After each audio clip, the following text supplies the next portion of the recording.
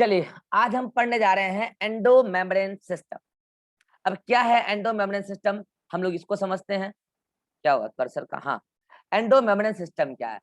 याद कीजिए, कल मैंने आपको पढ़ाया था, एंडोप्लाज्मिक रेटिकुलम पढ़ा दिया अच्छे से, गोल्गी बॉडी पढ़ा दिया, और आज हमें लाइसोसोम भी पढ़ना है और वैक्यूल्स भी पढ़ना है। ठीक है, तो सबसे पहले हम आपको बताने जा रहे हैं कि एक सिस्टम एनसीईआरटी ने जिक्र किया है, एंडो मेम्ब्रेन सिस्टम। ठीक है, इन शॉर्ट इसको हम लोग GERL, गर्ल, GERL, वो गर्ल नहीं है, ये वाली गर्ल नहीं है, याद रहे, ये वाली गर्ल नहीं है।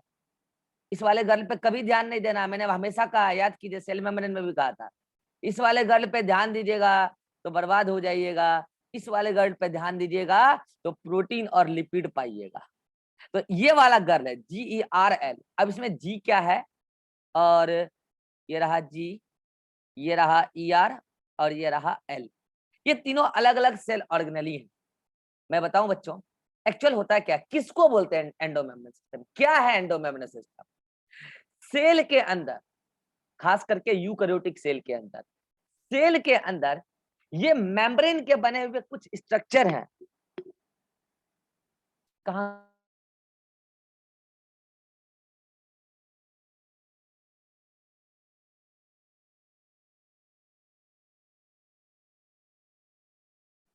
तुम लोगों को कितना भी सुधार दिया जाए ना, नहीं सुधरोगे। जब तुमको पता था रास्ते में पानी है तो 10 मिनट पहले चलना चाहिए था। समझ में आया कि नहीं आया? पढ़ लेना, ये वीडियो डलेगा 7 दिन के बाद, ये भी बता दे रहा हूँ। एंडो मेम्ब्रेन सिस्टम में बता रहा था, तो एंडो मेम्ब्रेन सिस्टम वो चीज होता है जो सेल के अंदर, देखो यहाँ एंडो लिखा है, एंडो, एंडो मतलब अंदर, मेम्ब्रेन ये मतलब सेल मेम्ब्रेन के अंदर, मेम्ब्रेन का बना हुआ कई सारा ऑर्गेनली इन्वॉल्व होता है कुछ पर्टिकुलर फंक्शन को परफॉर्म करने के लिए। और मैं बता दूं बच्चों, वो जितने भी ऑर्गेनली एंडो मेम्ब्रेन सिस्टम में इन्वॉल्व होंगे वो सब मेम्ब्रेनस स्ट्रक्चर होंगे, मेम्ब्रेन के ही बने होंगे। और मैं ये बता दूं, उन सभी के फंक्शन आपस में कोऑर्डिनेटेड होंगे। मतलब इसने कुछ किया, इसने करके अगले को कुछ दिया, उसने कुछ किया, उसने अगले को दिया, उसने ऐसे इस तरीके से कोऑर्डिनेटेड होंगे। तो जो ये ऑर्गेनली का बना हुआ सिस्टम होगा, जहां पर सेल मेम्ब्रेन के अंदर साइटोप्लाज्म में कई सारे मेम्ब्रेन के ही बने हुए स्ट्रक्चर आपस में कोऑर्डिनेटेड वे में वर्क कर रहे होंगे, उसी सिस्टम को हम लोग बोलेंगे एंडो मेम्ब्रेन सिस्टम। सवाल आता है कि इसमें कौन कौन से सेल ऑर्गेनली इन्वॉल्व होते हैं। और मैं बता दूं बच्चों, ये जो मैंने यहाँ पे गर्ल लिखा है, ये इसीलिए लिखा है कि ये सीक्वेंस नहीं होता ऑर्गेनली का, चाहे ये गर्ल हो चाहे ये गर्ल हो, ये काट रहा हूं मैं, मतलब ये सीक्वेंस नहीं होता ऑर्गेनली का। कहाँ? एंडो मेम्ब्रेन सिस्टम में। तो सीक्वेंस क्या होता है? अगर GERL नहीं होता तो सीक्वेंस क्या होता है? ERGL होता है। ये मैं बताना चाह रहा हूं, इसलिए गर्ल को लिख के काटा और इसको टिक लगा रहा हूं। मतलब सबसे पहले एंडो मेम्ब्रेन सिस्टम में एंडोप्लाज्मिक रेटिकुलम कोई काम करता है, वो काम करके अगले को देता है, और अगला होता है गोल्गी बॉडी, और गोल्गी बॉडी कुछ काम करके लाइसोसोम को देता है। और इसका मतलब ये है कि इस एंडो मेम्ब्रेन सिस्टम में एंडोप्लाज्मिक रेटिकुलम, गोल्गी बॉडी और लाइसोसोम इन्वॉल्व होते हैं। और मैं बता दूं बच्चों, प्लांट के केस में कई बार वैक्यूल भी इन्वॉल्व होते हैं, प्लांट के केस में कई बार वैक्यूल भी इन्वॉल्व होते हैं। और मैं बता दूं बच्चों, ये क्वेश्चन कितनी बार ना जाने एग्जाम में आ गया है कि एंडो मेम्ब्रेन सिस्टम में कौन कौन से ऑर्गेनली इन्वॉल्व होते हैं। Endoplasmic reticulum, Golgi body, lysosome और वैक्यूल, और वो भी ये सीक्वेंस में। और मैं बता दूं बच्चों, एक्चुअल में क्या होता है, लाइसोसोम प्लांट के अंदर बहुत कम पाए जाते हैं, वहां वैक्यूल होते हैं, अभी हम पढ़ेंगे। वहां वैक्यूल्स होते हैं, वहां लाइसोसोम बहुत कम होते हैं ना, या फिर होते ही नहीं है। तो वहां पे सीक्वेंस क्या होगा? ER, G और V। और एनिमल सेल के अंदर क्या सीक्वेंस होगा? ER, G और L। अब मन में सवाल आता है, सर यही चारों केवल मेम्ब्रेन के बने हुए स्ट्रक्चर हैं क्या सेल के अंदर? और मैं बता दूं बच्चों, एनसीईआरटी में साफ तौर पे लिखा हुआ है कि माइटोकॉन्ड्रिया और क्लोरोप्लास्ट एंडो मेम्ब्रेन सिस्टम में इंक्लूड नहीं किया जाता है। अब सवाल आता है क्यों, क्यों नहीं होता इंक्लूड? क्या माइटोकॉन्ड्रिया और क्लोरोप्लास्ट मेम्ब्रेन के बने हुए स्ट्रक्चर नहीं है? है ना? अब कुछ फर्जी टीचर क्या लॉजिक देंगे मैं बता रहा हूं, वो फर्जी टीचर फर्जी लॉजिक देंगे कि endoplasmic reticulum, Golgi body, lysosome, vacuole single membrane bound organelle है, और माइटोकॉन्ड्रिया और chloroplast double membrane bound organelle है, इसीलिए वो एंडोमेम्ब्रेन सिस्टम का भाग नहीं है। इनके लिए मैं डैश डैश दे देता हूं, आप डैश डैश फिल कर देना। ऐसे टीचरों के नाम के आगे डैश डैश और नाम के बाद भी डैश डैश, और डैश डैश में तुम अपने मन से ब्रांडेड गाली भर देना। ये बिल्कुल घटिया निहायती एक्सप्लेनेशन है, ऐसा कुछ नहीं। मैं आपको एक बात बताता हूँ, एनसीईआरटी ने साफ तौर पे लिखा है, वर्ड को गौर कीजिएगा, एंडोमेम्ब्रेन सिस्टम में वो सारे ऑर्गेनली इंक्लूड किए जाते हैं जिनका वर्क एक कोऑर्डिनेटेड फैशन में हो रहा है। कोऑर्डिनेटेड फैशन में समझते हैं, मतलब ऐसा काम जो एक लंबा सा काम है, उस काम को सेगमेंट में तोड़ा गया और बोला तुम करो, उसके बाद अगला काम तुम करो, अगला बार तुम करो, तब जाके पूरा काम कंप्लीट होगा। माइटोकॉन्ड्रिया क्लोरोप्लास्ट का जो वर्क है एंडोमेम्ब्रेन सिस्टम में इंक्लूड होने वाले ऑर्गेनली से एंटायरली डिफरेंट है। क्या वर्क है माइटोकॉन्ड्रिया का? क्या वर्क है? ऑक्सीडेटिव फॉस्फोराइलेशन, एटीपी बनाना। क्लोरोप्लास्ट का क्या काम है? फोटोसिंथेसिस करके फूड बनाना।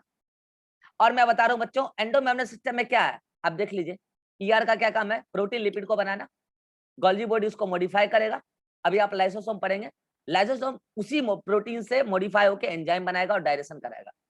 दूर दूर तक इस फंक्शन से, इस फंक्शन से जो मैंने अभी कहा, प्रोटीन बनाना, लिपिड बनाना, उसको मॉडिफाई करना और फिर उससे एंजाइम बना के किसी चीज का डायरेक्शन करना, दूर दूर तक माइटोकॉन्ड्रिया और क्लोरोप्लास्ट इस फंक्शन में इन्वॉल्व नहीं होता है। दूर दूर तक डायरेक्टली इससे कोई रिलेशन नहीं है इस फंक्शन से माइटोकॉन्ड्रिया क्लोरोप्लास्ट का, इसीलिए माइटोकॉन्ड्रिया क्लोरोप्लास्ट को इंक्लूड नहीं करते। समझ में आया माइटोकॉन्ड्रिया क्लोरोप्लास्ट को क्यों नहीं इंक्लूड करते एंडोमेम्ब्रेन सिस्टम में? हाथ खड़ा कीजिए, किनको समझ में आ गया? तुमको क्या समझ में आएगा? अभी से क्लास लेट से आया हो, समझ में आ गया? क्या समझ में आया बेहुदा? सर हम क्लास में ही थे। हाँ क्लास में थे। सर स्टार्टिंग से हम क्लास में, सिर्फ लैपटॉप से था इसलिए कनेक्ट किए, फोन से उससे कनेक्ट नहीं हो रहा था। हाँ बेवकूफ। ये एंडोप्लाज्मिक रेटिकुलम, गोल्जी बॉडी और लाइसोसोम के फंक्शन आपस में। अच्छा आप बोलोगे सर लाइसोसोम क्या फंक्शन है, हम तो नहीं पढ़े। वैक्यूल के क्या फंक्शन, हम तो नहीं पढ़े। आज पढ़ोगे, आज पढ़ोगे आज, और आप देखना इसके फंक्शन उससे रिलेटेड है। ठीक है?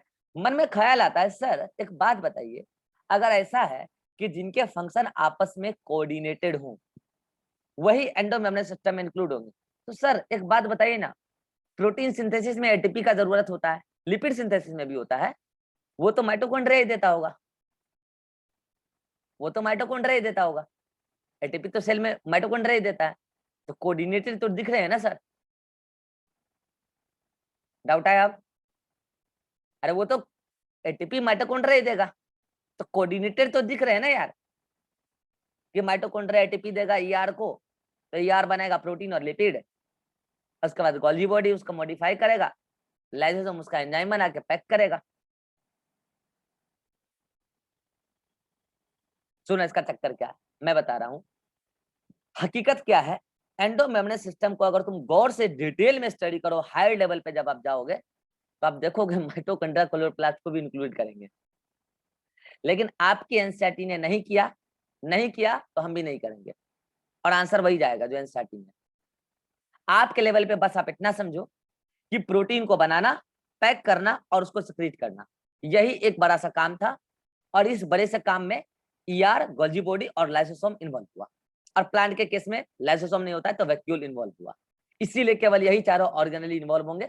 माइटोकॉन्ड्रिया क्लोरोप्लास्ट का फंक्शन एंटायरली डिफरेंट है, आपके लेवल पे इतना सफिशिएंट है। अदरवाइज अगर गौर से देखें ना तो सेल के अंदर हर ऑर्गेनली एक दूसरे के साथ कोऑर्डिनेटेड है, मानते हो इस बात को?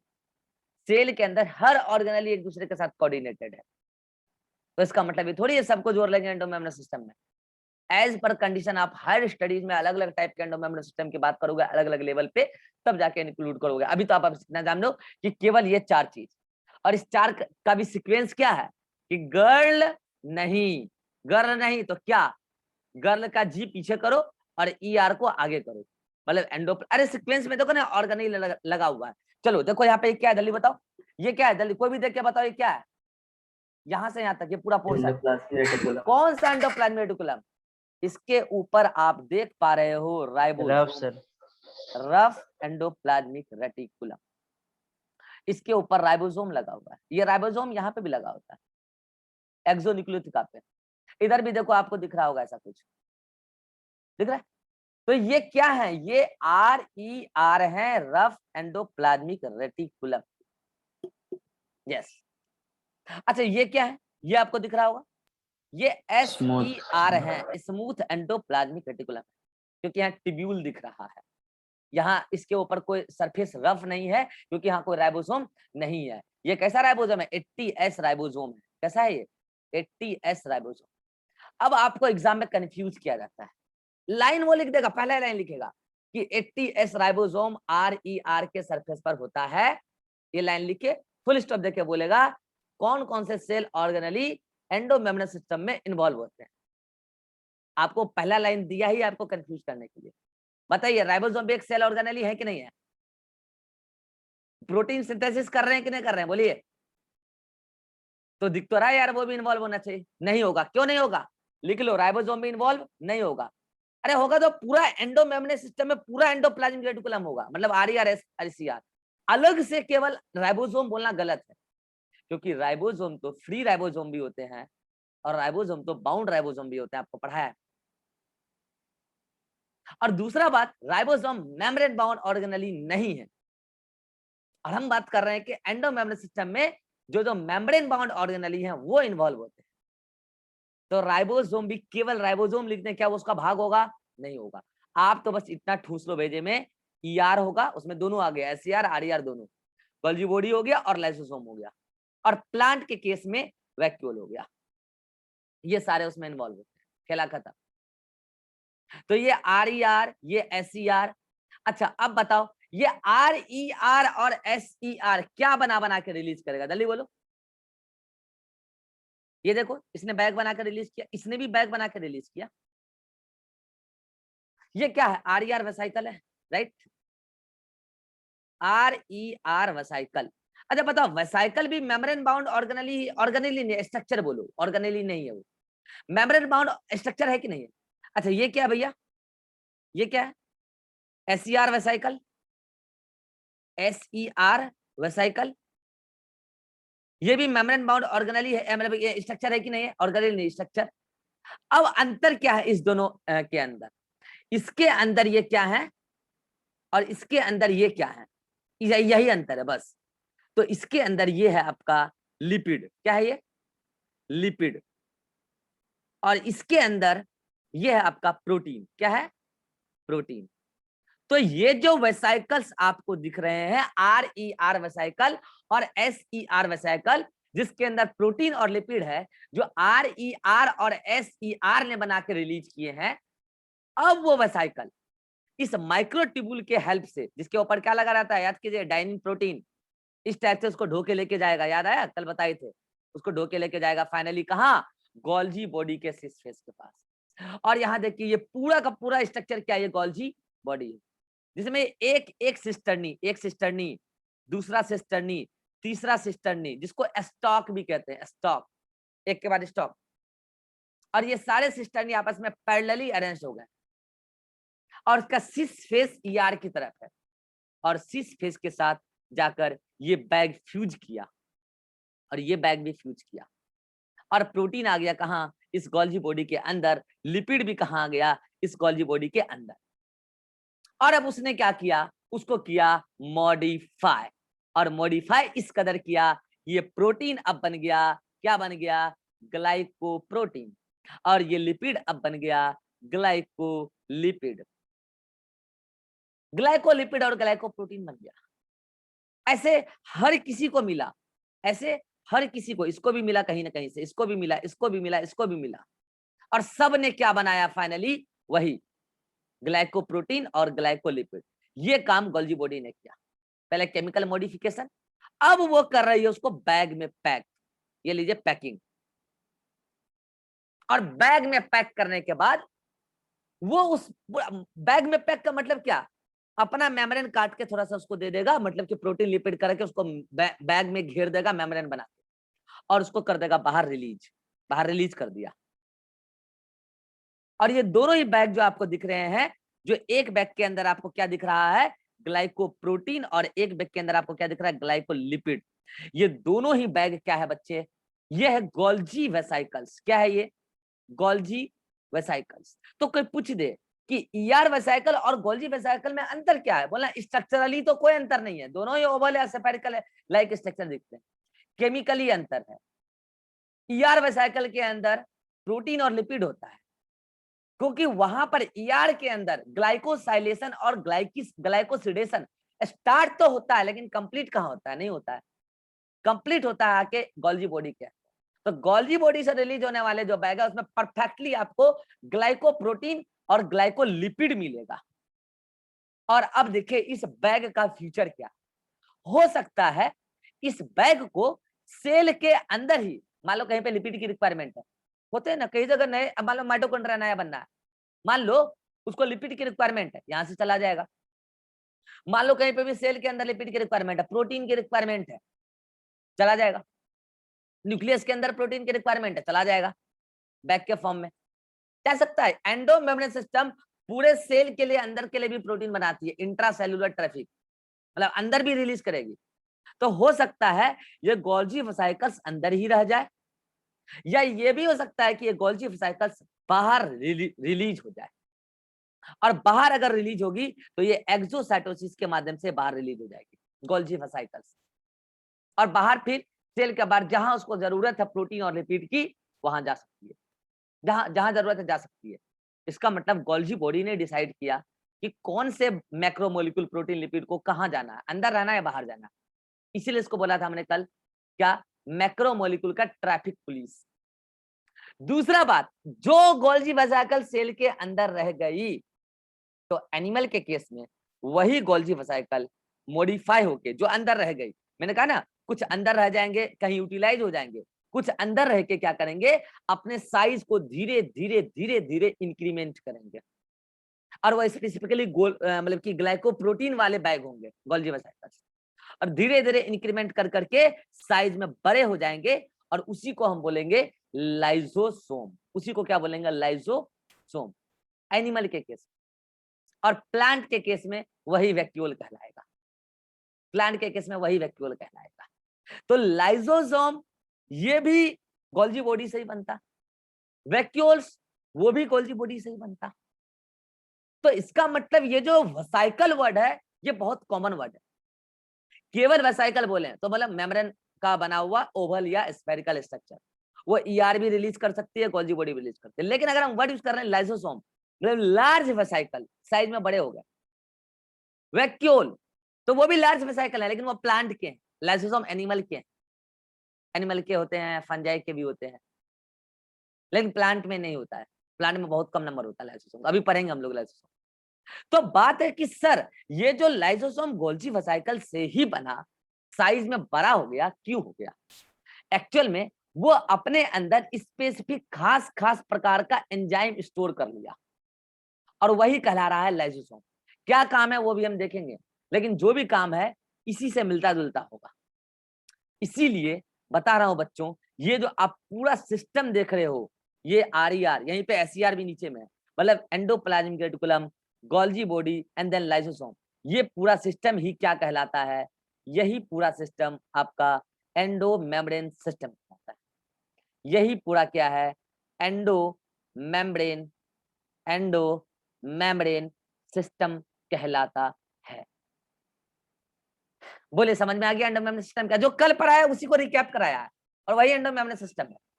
रही बात कि सर लाइसोसोम और वैक्यूल की फंक्शन कैसे एंडो मेम्ब्रेन सिस्टम से कनेक्टेड है, तो वो अभी आज दोनों ही ऑर्गेनेली हम पढ़ के खत्म करेंगे, तो आपको समझ में आ जाएगा कैसे कनेक्टेड है। लेकिन माइटोकॉन्ड्रिया क्लोरोप्लास्ट इस फंक्शन में कहीं पे भी बीच में इन्वॉल्व नहीं हुआ है। तो ये है एंडो मेम्ब्रेन सिस्टम। सभी को क्लियर है तो हाथ खड़ा कर दीजिए, एंडो मेम्ब्रेन सिस्टम क्लियर है तो बस इसका आप ले लीजिए स्क्रीनशॉट, ये काफी है। एंडो मेम्ब्रेन सिस्टम का ये डायग्राम काफी है, नोट्स में ये डायग्राम अच्छे से बनाइएगा। अच्छा ये क्या है? ये सेल मेम्ब्रेन है, ये सेल मेम्ब्रेन है। सेल मेम्ब्रेन के अंदर ये सारा खेल हुआ है। तो बताइए क्या ये एंडो मेम्ब्रेन सिस्टम प्रोकैरियोट के अंदर चलता होगा? नहीं, वहां तो मेम्ब्रेन बाउंड ऑर्गेनेली है ही नहीं, ईआर नहीं है वहां, वहां ये गॉली बॉडी नहीं है, वहां लाइसोसोम भी नहीं है। तो आप सोच रहे होंगे सर वहां ये सब काम कैसे होता है। मैंने आपको कहा है ना, मैं पूरा प्रोकैरियोटिक सेल आपको अच्छे से सेपरेटली पढ़ाऊंगा, और मैं ये भी बता देता हूँ उस टाइम मैं आपको यूकैरियोटिक सेल से कंपेयर करते हुए पढ़ाऊंगा। पूरा प्रोकैरियोटिक सेल अच्छे से पढ़ा दूंगा आपको एक साथ सारी बातें, ठीक है। मैंने बहुत सारी बातें छोड़ी है। माइटोकॉन्ड्रिया नहीं होता प्रोकैरियोट में तो कौन काम करता है, मीजोसोम काम करता है, नहीं बताया मैंने। क्लोरोप्लास्ट नहीं होता तो कौन काम करता है, क्रोमेटोफोर काम करता है, नहीं बताया मैंने बोला पूरा का पूरा प्रोकैरियोटिक सेल का एक अच्छा सा डायग्राम बना के आपको एक साथ पढ़ाएंगे। जब पढ़ाएंगे मोनेरा, आपको मोनेरा किंगडम प्लांट डाइवर्सिटी में वही पढ़ाएंगे, वही पढ़ाते ही है, ठीक है। तो ये है आपका एंडो मेम्ब्रेन सिस्टम। किसी को कोई डाउट है तो आप पूछ सकते हैं इसमें। Abhishek, no sir. Atiq, no sir. Irhan, Dibha, no sir. Shivanand,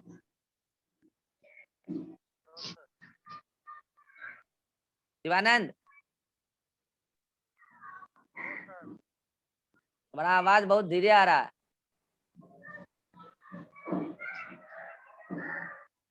आवाज काफी धीरे आ रहा है। नवीन को डाउट? No sir. चलो तो मिलते हैं नए मीटिंग में, और नए मीटिंग में भी हम लोग पढ़ेंगे लाइजोसोम। इतना जल्दी से पढ़ लीजिए नोटबुक से।